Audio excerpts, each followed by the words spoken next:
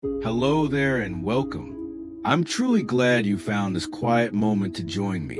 Wherever you are tonight, I invite you to set aside all distractions. Let the day slowly fade into the background. You're in a peaceful space now, a place of calm, gentle curiosity, and slow discovery. A time just for you to relax, to breathe deeply, and to travel softly through the stories of long ago. Tonight, we'll gently wander into the world of medieval women, their daily lives filled with moments of love, duty, and faith, but also shadows of hardship and struggles, sometimes harsh and raw.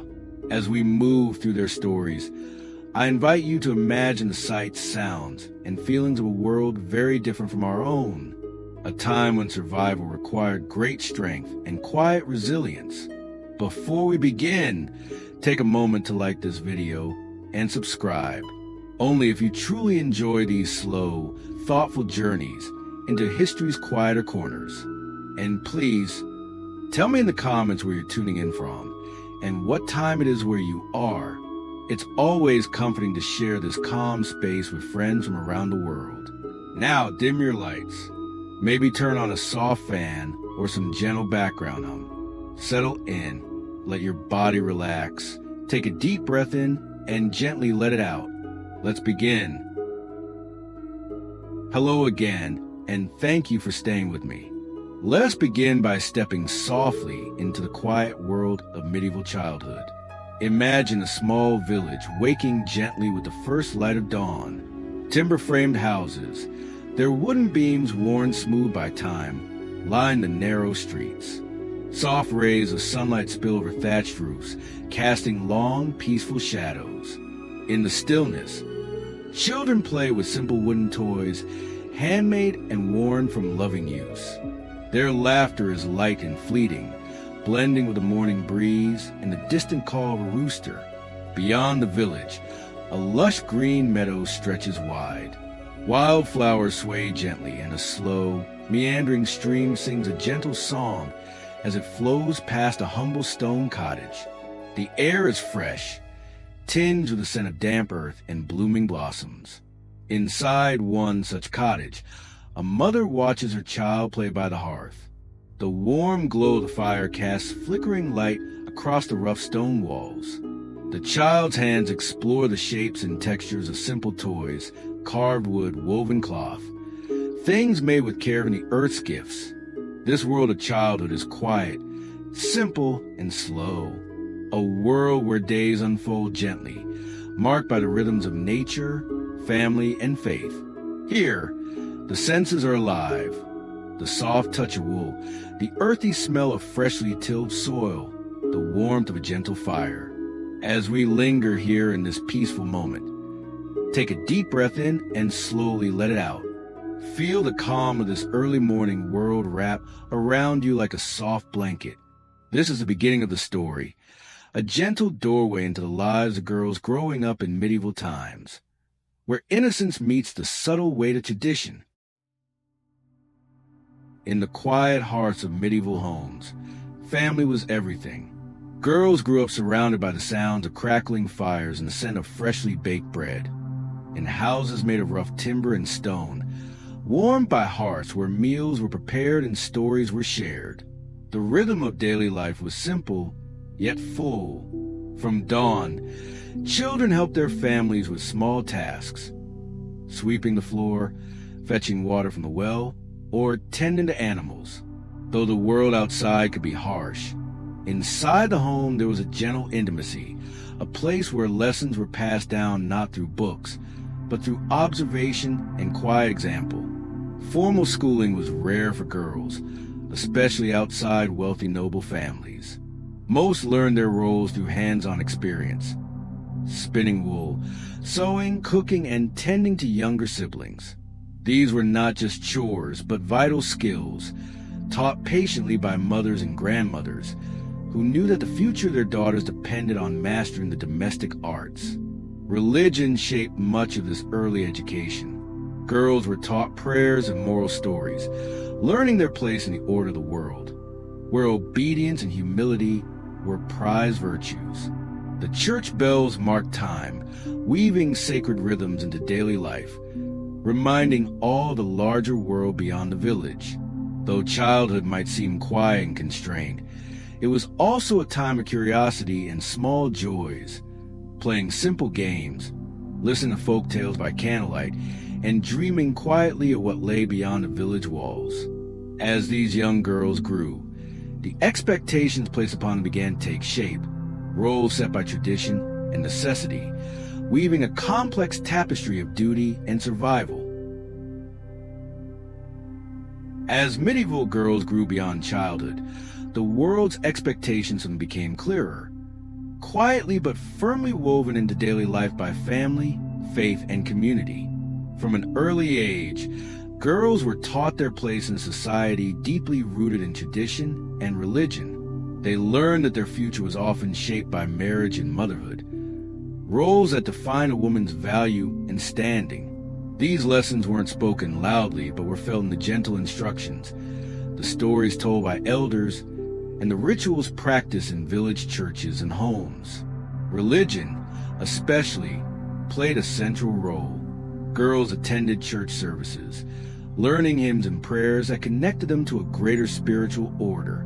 The church taught virtues like obedience, patience, and humility, qualities deemed essential for a good wife and mother. Sacred festivals marked the seasons, and participation in these communal rites reinforced a sense of belonging and duty. At home, girls practiced domestic skills, weaving cloth, preparing simple meals, caring for younger siblings, and maintaining the household. These tasks, seemingly ordinary, were vital lessons for survival and respectability in a world with few opportunities beyond the household. Though constrained by these roles, many girls found small freedoms in the rhythms of village life. A moment of laughter with siblings, secret games, and the natural world as a quiet refuge. The vast forests, flowing rivers, and changing seasons offered a backdrop to their slow journey toward womanhood. This balance of duty and quiet resilience would shape their lives in ways both beautiful and at times painfully harsh. As the quiet lessons of childhood faded, the world began to reveal its harsher edges, especially for young medieval girls. Though life carried moments of beauty and simple joys, it was also marked by challenges few of us today can imagine. Illness was a constant shadow, and medical knowledge was limited. Minor wounds or infections could quickly become life-threatening. Many girls lost siblings or friends to sudden sicknesses, which left families in quiet grief, but also forced girls to mature quickly, taking on more responsibility at home. Work began earlier than we might expect. While boys might spend time learning trades or farming, girls were often expected to contribute to the household in meaningful ways. Fetching water from wells, tending animals, spinning wool for clothes, and helping with food preservation. These tasks demanded endurance and care. Education for girls was scarce, especially outside noble or religious families. Literacy was a luxury.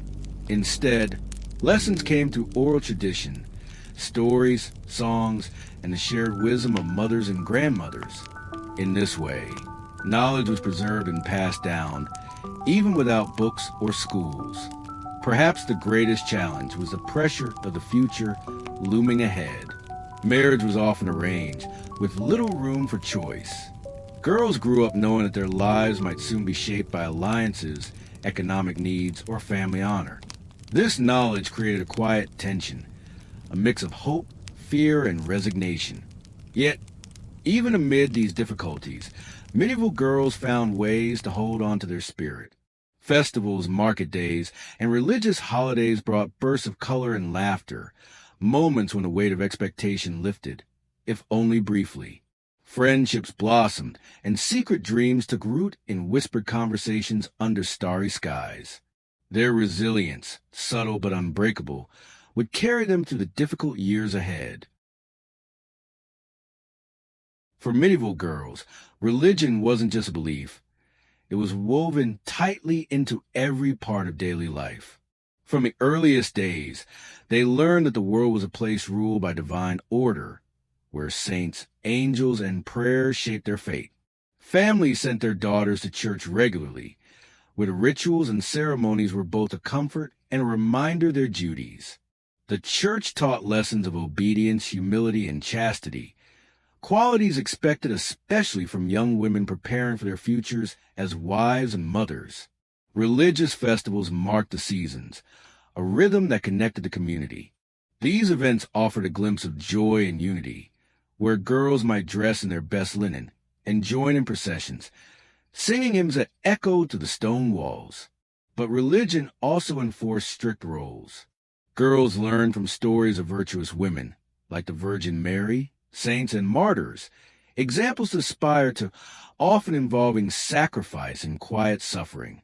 This spiritual framework shaped expectations, a girl's behavior, her role within family and society, even how she viewed herself. It was both a guide and a chain, providing meaning but also limiting freedom. Yet, within this structure, many girls found small ways to express themselves, through prayer, secret hopes, or a simple act of kindness that brightened harsh days. Religion was a constant companion, a force both comforting and demanding that carved the path of medieval girlhood. In medieval times, formal education for girls was a rare privilege, often limited to those in noble families or convents. Most learned their lessons at home, passed down to mothers, aunts, or older sisters. Practical skills more than books. Girls were taught how to spin wool, weave cloth, and sew, essential arts for making and mending clothing for the family. Cooking, preserving food, and caring for younger siblings were part of their daily schooling. Lessons woven seamlessly into the rhythm of home life. Reading and writing were less common. For many, literacy remained a distant skill, especially outside the cloistered walls of convents, where some girls learned to read religious texts and copy manuscripts in the quiet solitude of the scriptorium. Yet, knowledge was not always measured in words on a page. Girls absorbed the oral histories of their village, the stories of heroes, saints, and family legends. These tales carried wisdom, warnings, and the values expected of them. Even without formal classrooms, the process of learning was continuous and deeply connected to daily survival and community life. Sometimes, the thirst for knowledge sparked curiosity beyond practical needs, a secret longing to understand the wider world, or to read the mysterious symbols painted on illuminated manuscripts. Education shaped not just skills, but the possibilities and limits of a girl's future.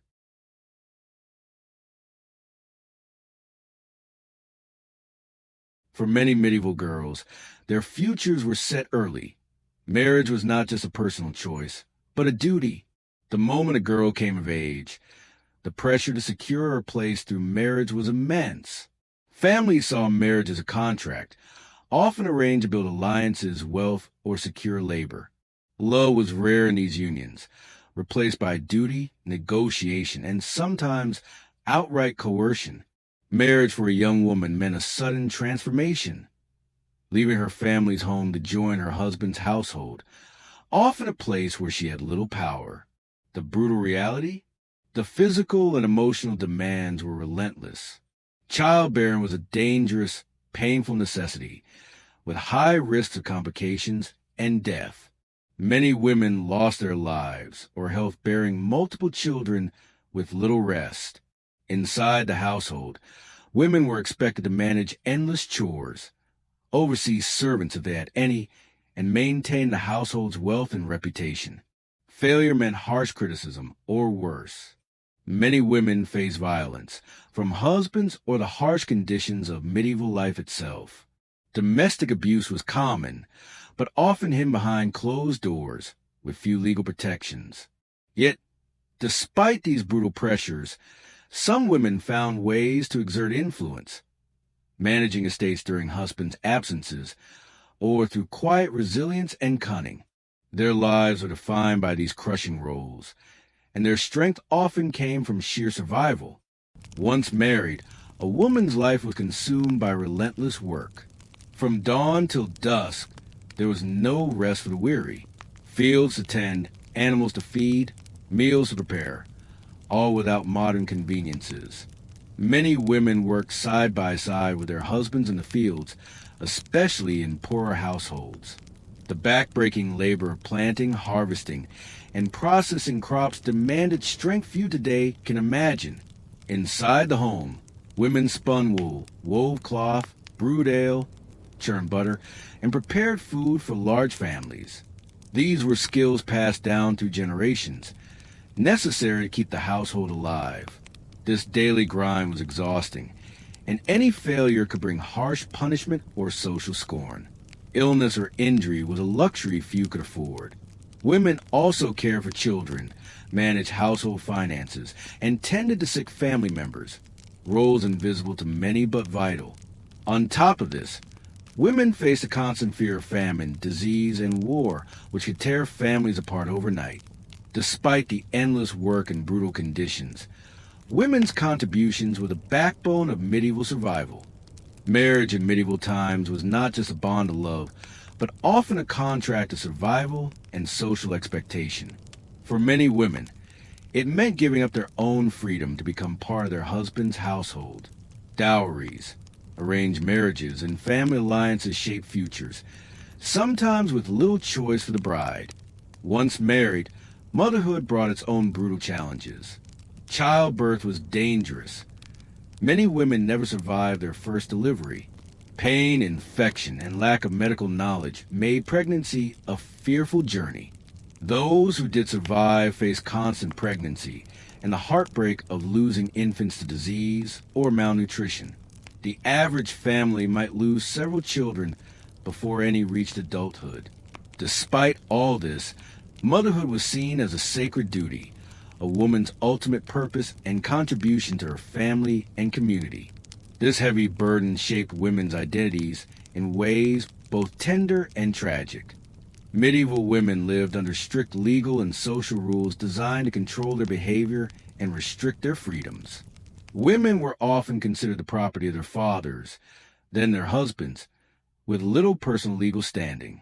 Punishments for misbehavior could be harsh: public shaming, physical punishment, or worse. In many villages, women's speech and actions were closely monitored. A single accusation could lead to ruin. The fear of accusations of witchcraft or heresy loomed, especially for those who dared step outside accepted roles. This created an atmosphere where women had to be cautious, obedient, and silent, or face brutal consequences. In medieval times, marriage was rarely about love. For many women, it was a transaction arranged by families to secure alliances, property, or social status. Young girls were often betrothed as early as their preteen years, with little say in the matter. Once married, a woman's identity and legal rights were mostly absorbed by her husband.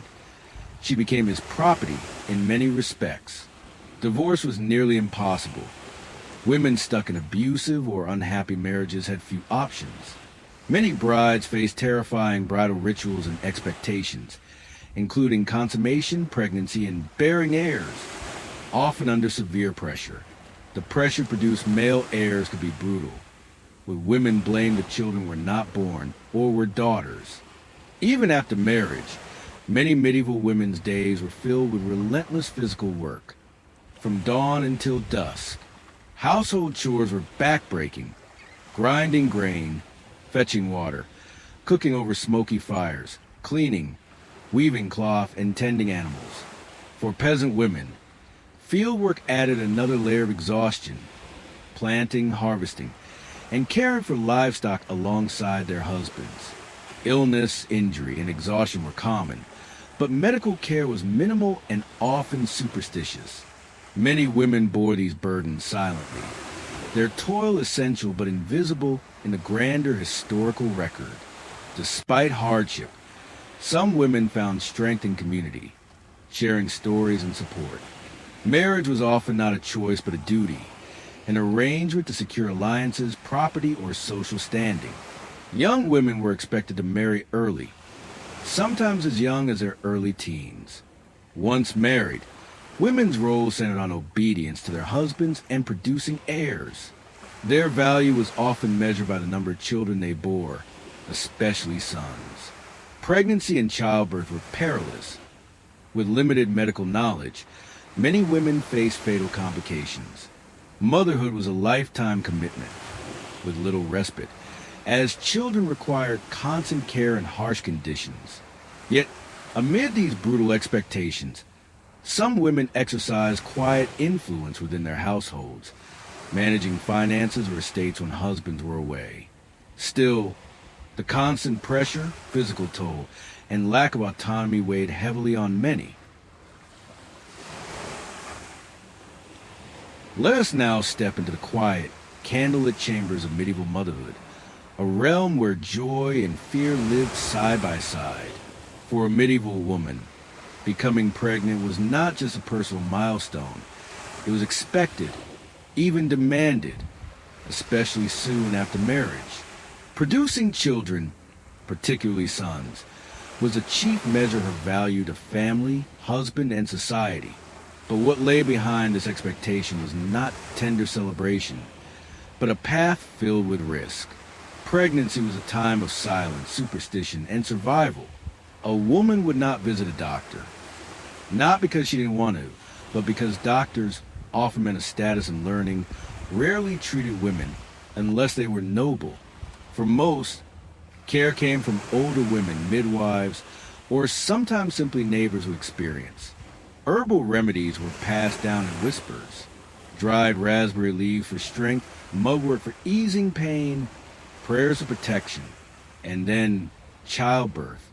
It was not the soft-lit, sterilized event we imagine today. It was a trial. Many women did not survive it. The birthing chamber was shut tightly, no men allowed.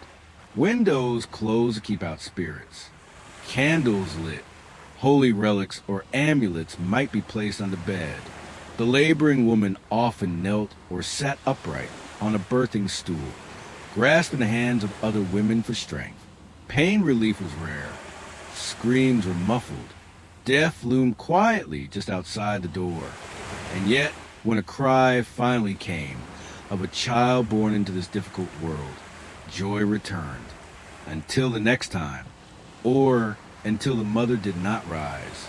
Such is the brutal, beautiful, and heartbreaking truth of childbirth in medieval times. A passage that could elevate a woman's status or end her life entirely. The birth was only the beginning. For the medieval woman, motherhood did not come with rest or recognition. Instead, it brought long days of labor, both inside the home and within the soul. With one child barely walking, another would already be on the way. There are no strollers, no pediatricians, no safety nets. Infant mortality was heartbreakingly common. In some villages, nearly half of all children would not live past their 5th birthday. This meant a mother often held her child with both joy and fear, knowing that every cough, every fever, could turn into a final goodbye. There were no antibiotics, no doctors for the poor, only hope and a quiet, ever-present dread. Still, life pressed on. A woman might bury a child in the morning and tend the garden that afternoon. Grief was not a luxury she could afford. Food had to be gathered, firewood chopped, the animals fed. The living needed her, so she carried her sorrow beneath a calm face and calloused hands. Most children were weaned early, out of necessity, and fed thick porridge or broth. A mother was a nurse, the teacher, the healer. If she was lucky, she had her own mother or sisters nearby to help. But many went through these years nearly alone, surrounded only by other exhausted women doing the same. And if her husband died in war, accident, or sickness, she became not just a mother, but the head of a household in a society that barely allowed her to own land or inherit wealth. Poverty and exploitation waited nearby, like wolves at the door. Yet somehow, through sorrow and struggle, women endured. Their strength was not the kind written in books or sung by minstrels. It was the quiet, unseen resilience of those who kept the fire burning when the night felt endless. In the Middle Ages, religion wasn't just part life, it was life. From birth to death, the church watched over every soul. For women, it was both a refuge and a prison, a source of comfort and control. Girls were taught from their earliest years that they were born with the sin of Eve. That woman, by nature, was weaker, more tempted, more likely to lead others astray. The church taught that obedience was the highest virtue a woman could have. Obey your father. Obey your husband. Obey your priest. Even your own thoughts were not always your own. For many women, confession became the only space to speak their minds. And even then it was filtered through fear. What would the priest think? What penance would she be given for wanting more than the little corner of life she was allowed? Yet at the same time, the church was one of the few institutions that offered women a path beyond marriage and motherhood. A young girl might enter a convent and become a nun, and while the walls were strict, they also brought a kind of freedom. She might read, write, tend gardens, and serve the sick. Some convents became places of learning and peace, far from the chaos of war and childbirth. But this was rare. Most women were bound to the church as followers, not leaders. They were expected to fast more, confess more, endure more. Even their bodies were subject to control, from the clothes they wore to the way they spoke. A woman who laughed too loudly or moved too freely could be called sinful or worse. The line between holiness and heresy was thin, and often it was drawn by men. Still, women found quiet ways to express their faith. Through prayer, through ritual, through acts of kindness passed from mother to daughter. In whispered lullabies and careful blessings, they carried on a kind of sacred legacy that defied the rules. Faith was often all they had, and they made it their own.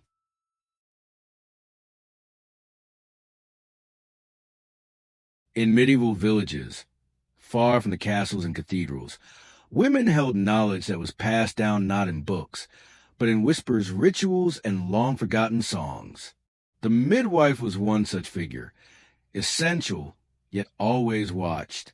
She was there for every birth, often in the dead of night, with nothing but cloth, herbs, and steady hands. She knew how to soothe a laboring mother, how to breathe life into a newborn, how to mourn when the cries never came. She was respected, but also feared, because knowledge, when it lived in the hands of women, was dangerous. The midwife often crossed paths with a wise woman, a healer, herbalist, sometimes a widow, sometimes a recluse. She knew the forest secrets, how to stop bleeding, how to ease pain, how to bring on a birth, or stop one. To the poor, she was hope. To the powerful, she was a threat. As the church tightened its grip, suspicion grew. A woman who healed without a priest's blessing could be called a witch. A woman who knew too much about birth or death might be accused of sorcery. And those who challenged men's authority, even with kindness, often paid a price. Many were accused, tried, or driven into silence. Yet still, these women remained vital to their communities. In a world with no doctors for the poor, no medicine but what the land gave, they were lifelines. In whispered prayers and hidden gardens, their strength endured. They represent the other side of medieval womanhood, not noble or obedient, but wise, earthy, and quietly powerful. They lived in the shadows, but without them, the world would have fallen apart.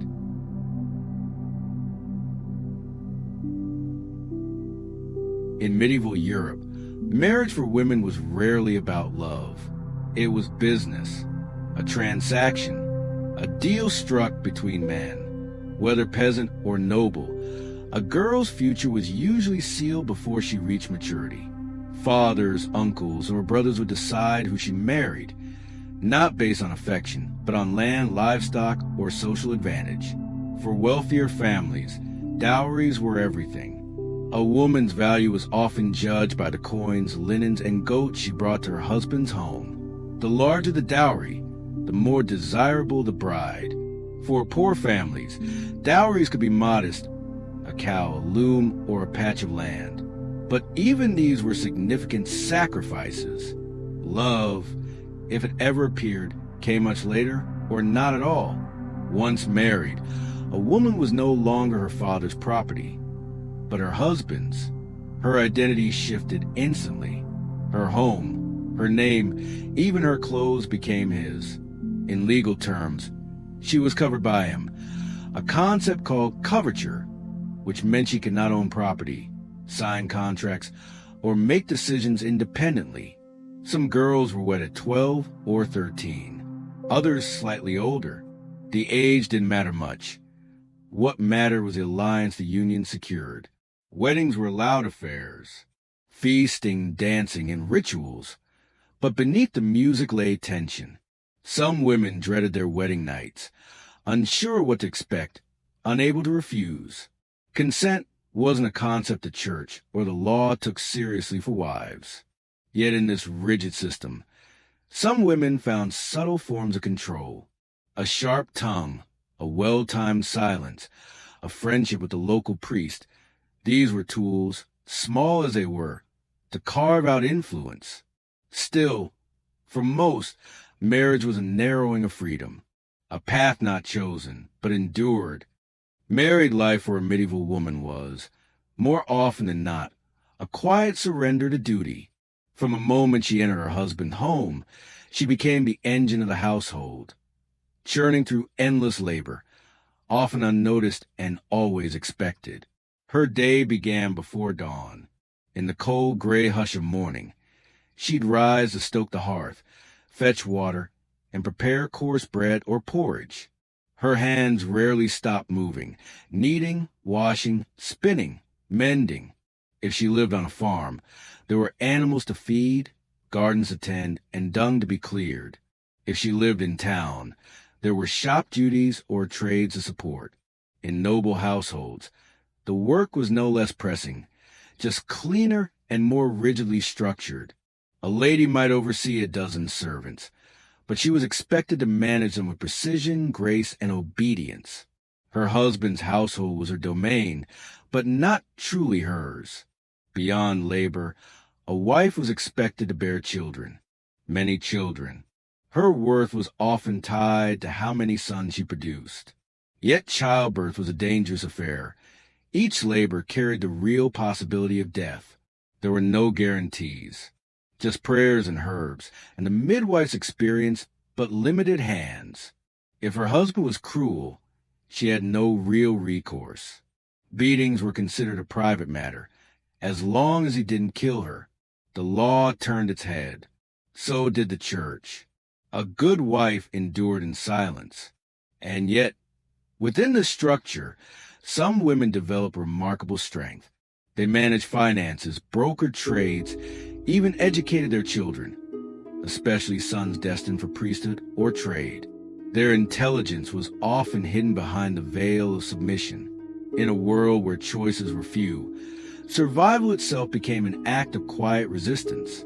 Pregnancy in the medieval world was both a blessing and a burden, wrapped in layers of ritual, fear, and silence. From the moment a woman suspected she was with child, her world subtly shifted. She might keep it to herself for several months, relying on instincts, missed cycles, sore limbs, a heaviness in the belly. There were no tests, no certainty, only time and whispered prayers. If confirmed, the village midwife, often an older woman who had seen many births, became a quiet guardian. She offered bitter herbal teas, tied protective amulets, and warned against lifting heavy things or becoming too cold.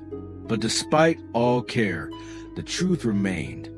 Pregnancy was one of the most dangerous paths a woman could walk. Malnutrition, infections, and a physical strain of constant labor made survival uncertain. Many women entered childbirth knowing they might not live to hold their child. The birthing room was a small, sacred space. Curtains were drawn. Only women were allowed. The midwife, perhaps a sister or mother, and a trusted neighbor. Men waited elsewhere, pacing, praying, or pretending not to worry. Labor could last hours or days. There were no painkillers, only clutched hands and wet cloths. The air was filled with sweat, moaning, whispered prayers, and sometimes screams. If the child came breech or too large, all the midwife could do was her best. Sometimes both mother and child were lost. If she survived, she would lie in a darkened room for 40 days, a tradition known as lying in. Visitors were rare. It was a time of healing and of loneliness. If the baby died, she returned to her chores in silence. If the child lived, she began the next journey, nursing, cleaning, rocking, repeating. There was joy too, of course.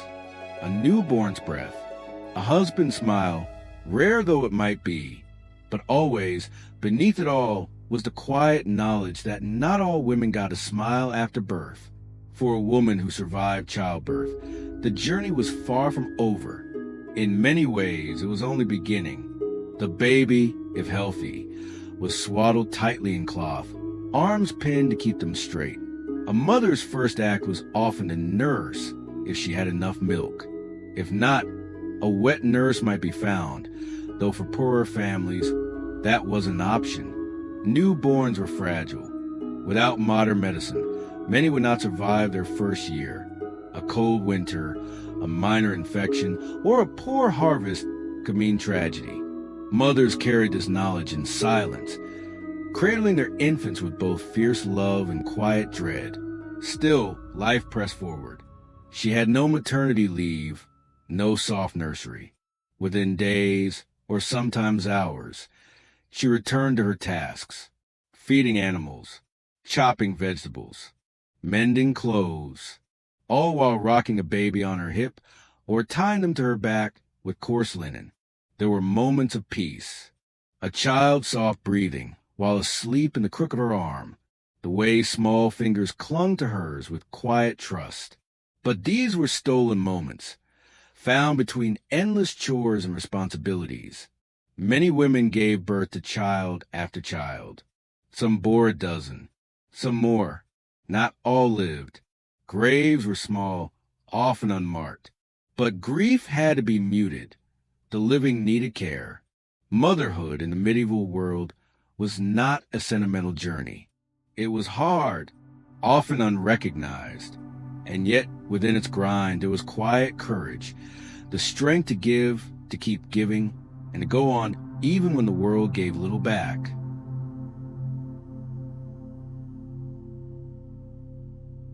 Loss was a shadow that walked beside every medieval mother. It was not a question of if, but often when. The fragile life of a child could be stolen by fever, spoiled milk, poor sanitation, or simply the chill of a long winter night.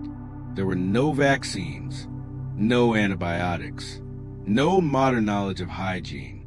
Even a simple scratch could become infected, and childhood illnesses, measles, smallpox, dysentery, were ruthless. Grief was expected, but it had little space to breathe. A woman might bury 3 children by the time she reached 30, sometimes more. In the countryside, small graves dotted churchyards, many without names. Some were marked by a single wooden cross, weathered by rain and forgotten by history. And yet, life continued. The village did not stop. The animals needed feeding. Bread had to be made. Another child needed bathing. There was a quiet expectation that grief must be folded away, like a worn cloth, and stored deep inside. Tears were private. Mourning was brief. A woman might cry while kneading dough, or sing softly to a newborn, even as she remembered the ones who never lived long enough to speak. Some coped through faith, the belief that lost children became angels. Others hardened. Some simply endured, moving forward in silence. And when another child was born, hope stirred again, cautious, tender, but present. In this world, where loss was so common, the true brutality was not just death itself, but the need to keep living through it. For medieval women, the home was both a sanctuary and a place of ceaseless labor. The day began before sunrise, and rest was a fleeting luxury. From the moment the first light seeped through the small window, women were already at work. Water had to be drawn from the well, often a long walk away. Firewood was chopped and stacked to keep the hearth alive, the heart of every home. Meals were prepared on smoky open fires or in stone ovens, a careful dance of tending and timing. Spinning flax into thread, weaving cloth, washing clothes by hand, all these tasks filled the long hours. There was no dishwasher or washing machine, only cold water, rough scrubbing, and aching hands. Even when the body was weary, a woman might still have to tend the animals, feeding chickens, milking goats, or gathering eggs. The seasons dictated the workload, planting and harvesting crops, preserving food for the harsh winters. This was a world without shortcuts. Every chore was physical, every task repeated daily. There was little room for rest, no leisure time, no me time as we know it today, and the pressure was immense. The household depended entirely on her strength, skill, and endurance. The survival of her family rested on her shoulders. Yet, amidst this unending toil, women found moments of quiet pride. The soft warmth of freshly spun wool, the smell of baking bread, the calm rhythm of daily rituals that connected them to generations before. Marriage in medieval times was rarely about love as we understand it today. For most women, it was a contract, a binding agreement shaped by family interests, property, and survival. Girls as young as 12 or 13 were often promised or forced into marriage, expected to leave behind their childhood and step into the heavy responsibilities of wife and mother. Love, affection, or consent were luxuries many never knew. Once married, a woman's primary role became bearing and raising children, often many children, to ensure that at least some survived the brutal realities of disease, famine, and war. Childbirth was dangerous, with no anesthesia or modern medicine. Many women died in childbirth, or from complications shortly after. Those who survived faced the exhausting demands of caring for infants while managing household duties. Motherhood meant constant vigilance, tending to sick children with herbal remedies, nursing, and protecting the family from external threats. The physical and emotional toll was immense. At the same time, motherhood gave many women a powerful social role, to keep her family lines, the heart of the household. Yet the pressure, loss, and grief were ever-present shadows.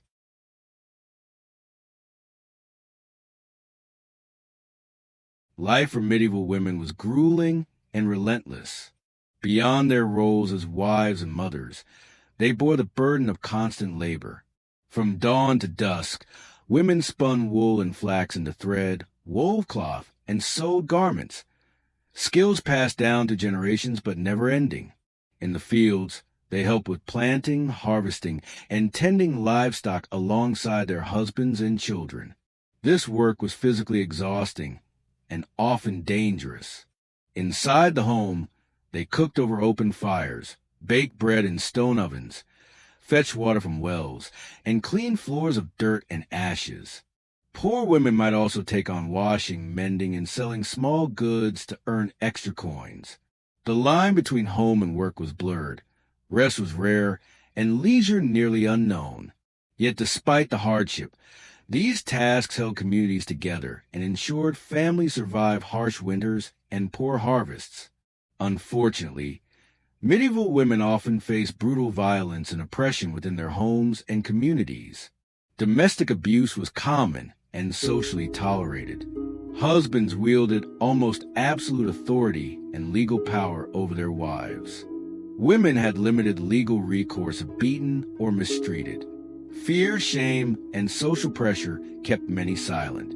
Witch hunts and accusations added to the peril.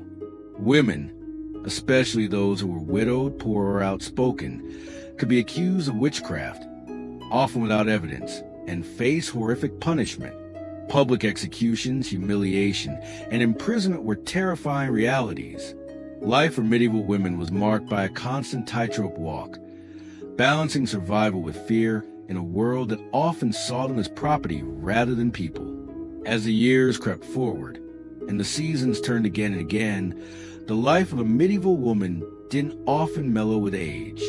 There was no gentle retirement, no comforting assurance of peace. For many, the later years were marked not by rest, but by worry. An older woman might have once carried water for a family, milked goats before sunrise, baked bread for village feasts. But when her hands became stiff, her back bent from years of labor, and her strength faded, what role remained for her in a world so obsessed with youth and utility?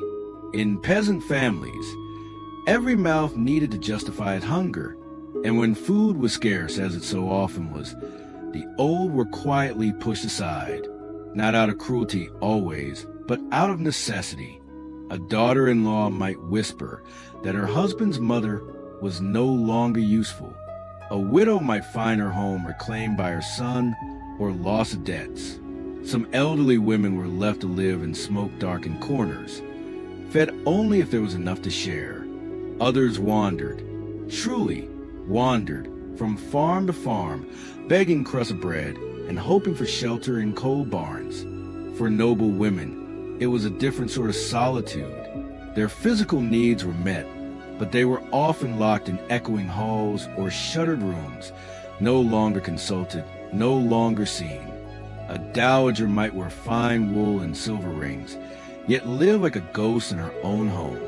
It was a quiet vanishing, not dramatic, but slow and aching. And perhaps the cruelest part was that so much of it went unspoken. There were no elegies for the woman who raised 5 children and died alone in a drafty shed. No stories told of the grandmother who once sang lullabies by the fire and then was forgotten. And yet, somehow, many carried on, tending small gardens if they could, offering whispered advice to younger women, or clutching rosaries with trembling fingers, praying not just for their own souls, but for someone to remember they had lived.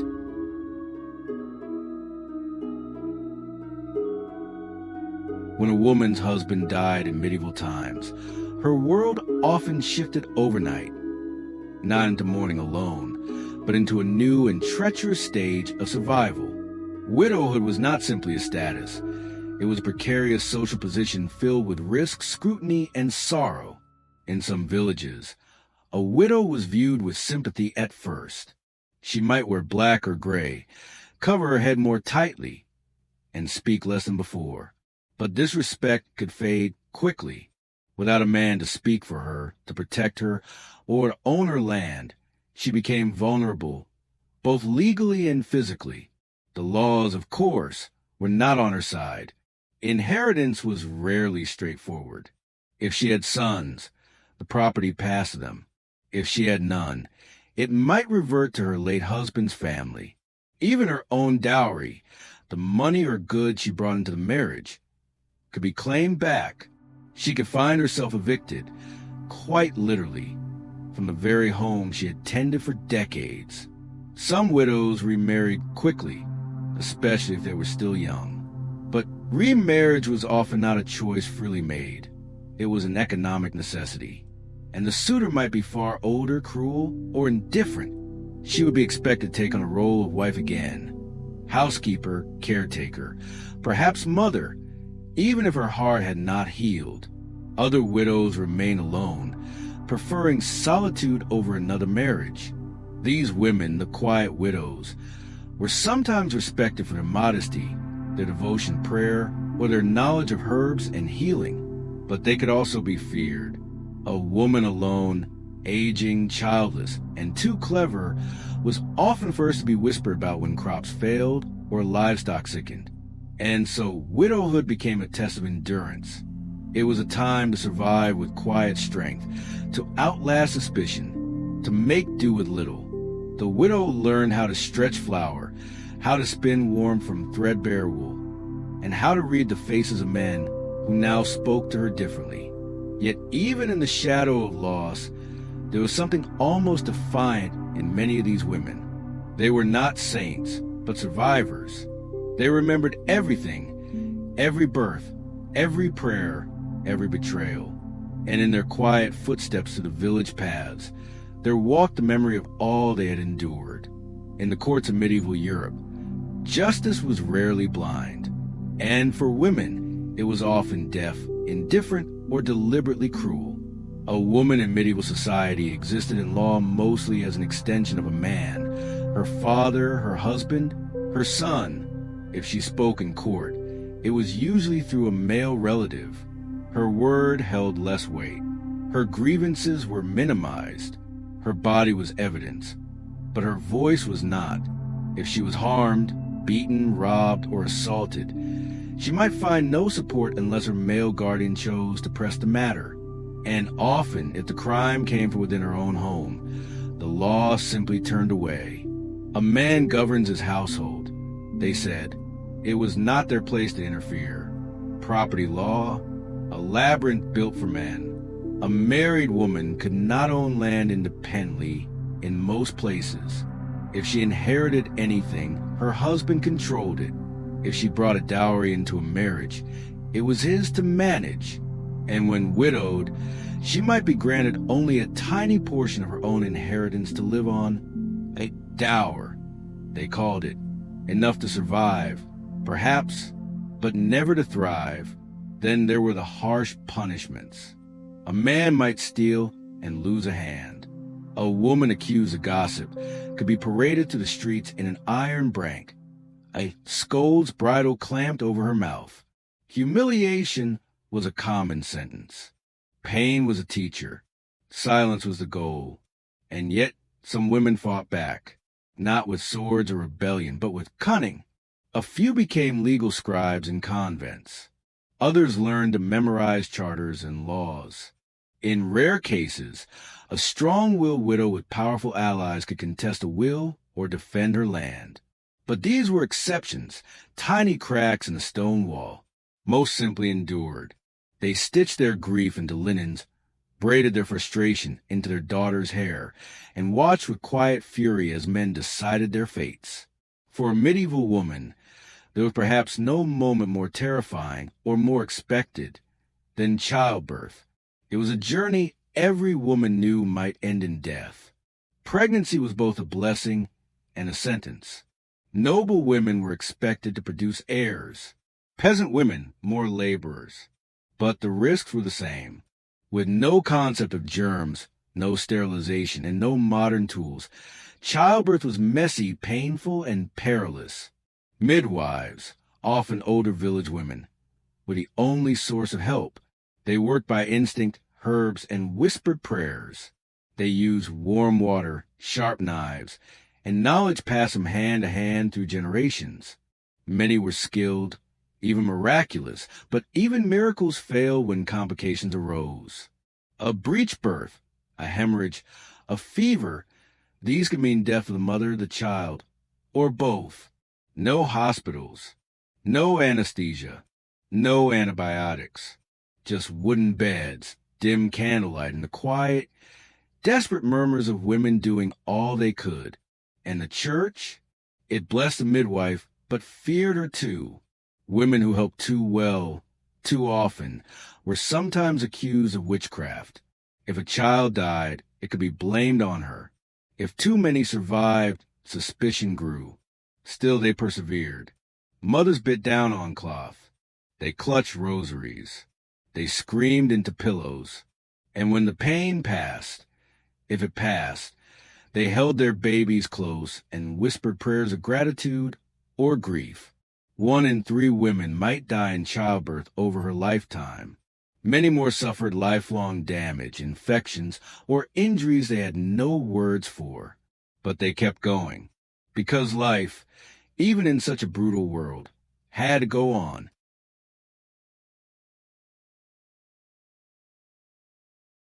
For many medieval women, the end of marriage didn't come through escape, but through death. Men, especially those who fought in wars or worked dangerous jobs, often died young. And when they did, their wives were left with everything and nothing. A widow might suddenly find herself in charge of land, children, debts, and survival. If she had no sons, no male relatives, no favor with a local lord, She was vulnerable, very vulnerable. For noble women, widowhood could bring a brief window of power, managing estates until the son came of age, or remarrying to forge a new alliance. But even then, decisions were rarely hers alone. Male relatives, the church, or feudal lords still held the keys. For peasant women, things were even harsher. A widow with small children might beg for help from neighbors, take up any work she could, or remarry quickly, not out of love but out of necessity.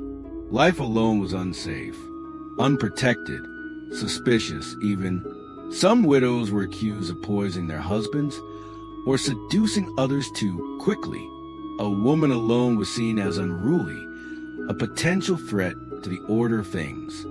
She was watched, judged, whispered about, but others found quiet freedom. A few chose not to remarry. They raised children alone, brewed ale, tended animals, or ran small farms. Some even joined religious life or retreated into small, self-governed sisterhoods. Alone, yet unbroken, tired but enduring. Widowhood, while brutal, sometimes revealed the quiet strength of women who had no one to lean on but themselves. Behind the heavy wooden doors of many medieval homes, from peasant huts to noble estates, lived a silence far deeper than peace. It was a silence of fear, of bruises hidden under sleeves, of voices lowered, of pain endured alone. For many women, the home was not a sanctuary, but a place of danger. Husbands, legally and religiously empowered as the head of the household, had near total control. In many places, a man could discipline his wife as he saw fit, so long as he didn't kill her outright. And if he did go too far, few would intervene. The law rarely stood on her side. The church urged forgiveness and obedience. Neighbors might pity her, but they would not get involved. The walls of the home, in that time, were thick with secrecy and submission. Records show wives being beaten for speaking too loudly, for not producing children, for being disobedient, or simply for being in the wrong place at the wrong time. The bruises, the broken ribs, the endless humiliation. They were all things many women were expected to simply endure. Women who fled abusive homes had few places to go. Without a male guardian, she could be accused of vagrancy, of promiscuity, or worse. Some sought refuge in convents. A few brave ones ran to distant towns and assumed new identities, but most stayed for their children, for survival, because there was nowhere else. It wasn't just physical. It was economic control, verbal degradation, religious guilt, and social shame. A slow erosion of self behind closed doors. And yet, in the face of all this, women held on. They formed quiet networks. They whispered warnings. Some fought back. Some plotted escapes. Some taught their daughters how to spot cruelty early, in the hopes they might suffer less. The brutality within the walls was not always visible, but it was real and far more common than the records of kings and knights would ever admit. In a world where the unexplained was feared and often blamed on dark forces, women found themselves dangerously vulnerable. When crops failed, when sickness spread, when storms ravaged villages, someone had to pay, and far too often that someone was a woman. The witch trials were not just about superstition. They were about control, fear, and a desperate search for answers in chaotic times. Older women, widows, healers, or those who simply didn't fit the mold, they became easy scapegoats. Whispers of sorcery spread quickly.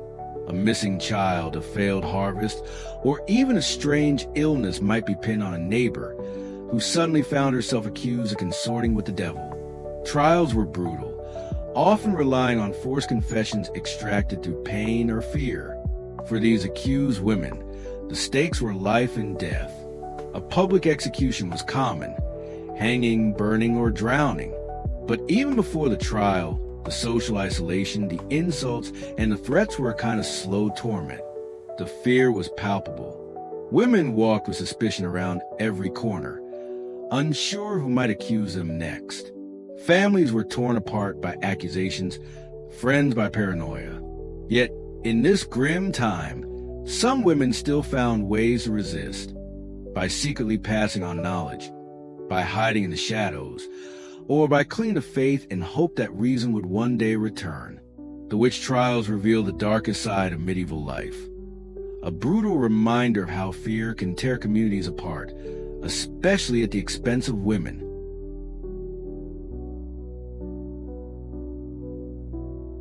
The medieval church was the ultimate authority, not just in faith, but in everyday life, especially for women.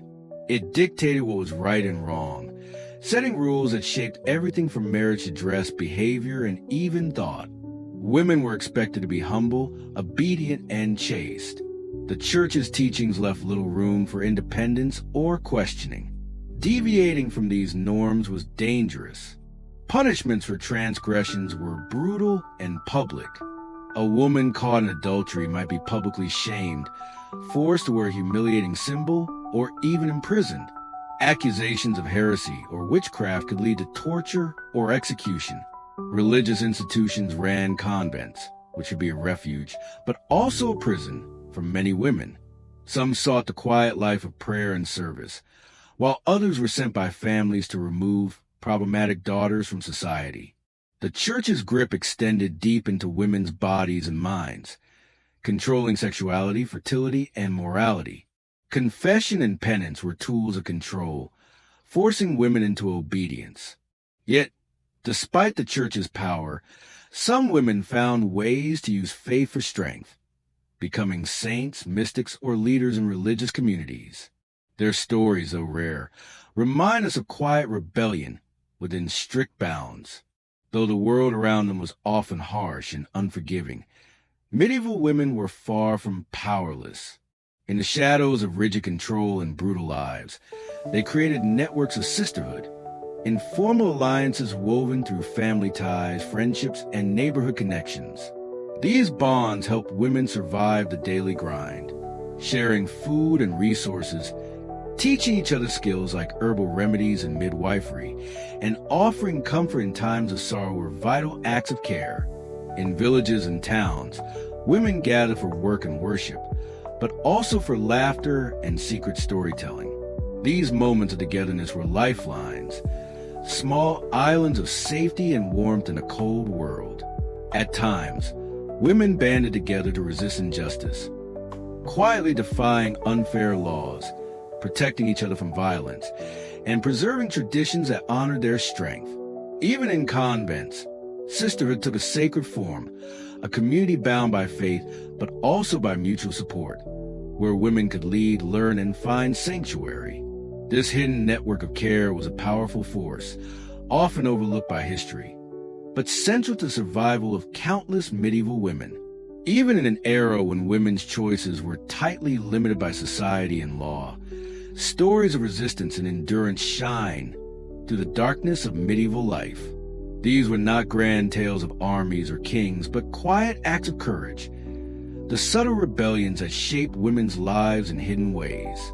Some women ran away from arranged marriages, risking harsh punishments to seek freedom. Others secretly learned to read or write, breaking the boundaries set by a male-dominated world. In households, women sometimes wielded influence behind closed doors, managing estates or controlling finances while their husbands were away. Peasant women resisted through sheer hard work and perseverance, refusing to be crushed by endless labor or abuse. They passed down knowledge of healing herbs and protective charms, quietly defying the church's warnings against witchcraft. Noble women, though bound by political marriages, sometimes use their position to protect the vulnerable, supporting religious houses, funding apprenticeships, or sheltering the oppressed. These acts of defiance may seem small in the grand scheme of history, but they were vital sparks of resilience. They remind us that even in the harshest conditions, human spirit finds a way to endure, to hope, to fight, and to survive.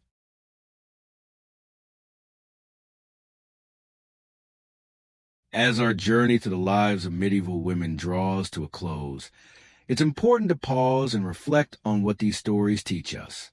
The brutality, the oppression, the countless hardships faced by women of the time were real and relentless. From childhood through old age, their lives were shaped by strict rules, harsh labor, and often violence, all enforced by society, law, and religion. Yet beneath that harsh exterior, we see the human spirit's quiet but unbreakable strength.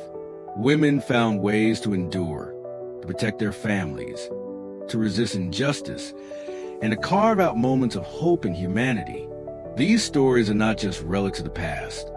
They echo through time, reminding us of the struggles that have shaped the world we live in today. Thank you for sharing this calm, reflective space with me tonight. May the courage and resilience of these medieval women inspire gentle strength within us all. Before we part, take a slow, deep breath in and let it out softly. When you're ready, you may slowly open your eyes, but let this story carry you into restful sleep. Good night, and until next time.